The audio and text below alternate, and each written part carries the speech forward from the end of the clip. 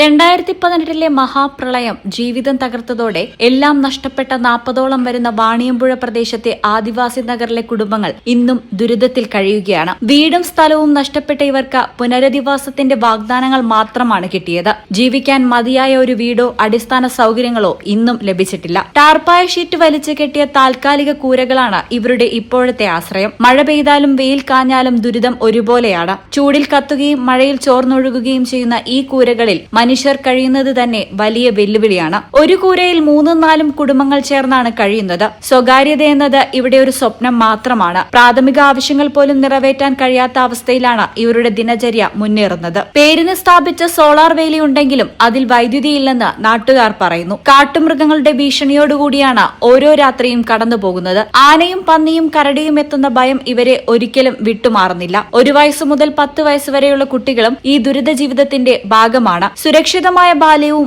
ആരോഗ്യകരമായ ജീവിതവും എന്നത് ഇവർക്കിപ്പോഴും അകലെയുള്ള സ്വപ്നങ്ങളായി തുടരുന്നു. വർഷങ്ങൾ കഴിഞ്ഞിട്ടും മാറാത്ത ഈ ദുരവസ്ഥയ്ക്ക് ഒരു പരിഹാരം എപ്പോഴെന്ന ചോദ്യം ഇപ്പോഴും മറുപടിയില്ലാതെ നിലകൊള്ളുകയാണ്.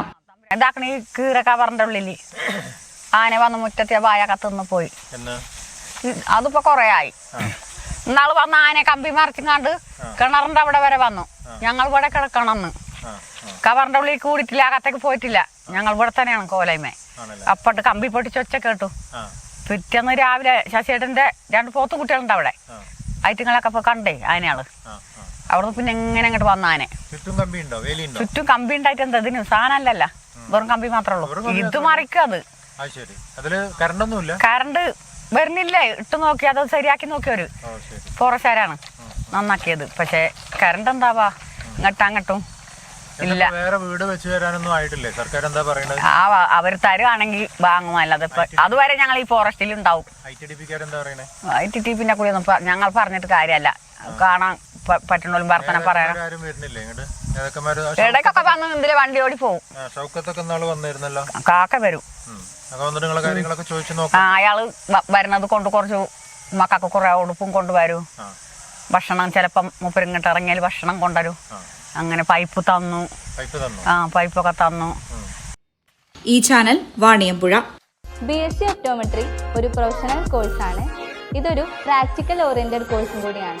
ക്ലാസ്സിൽ പഠിക്കുന്നതിനേക്കാൾ ക്ലിനിക്കൽ എക്സ്പോഷർ കൂടുതൽ വേണ്ടൊരു മേഖലയും കൂടിയാണ്. അൽസലാമ ഐ ഹോസ്പിറ്റലിൽ ആവശ്യത്തിലധികം ക്ലിനിക്കൽ എക്സ്പോഷർ നമുക്ക് ലഭിക്കുന്നുണ്ട്.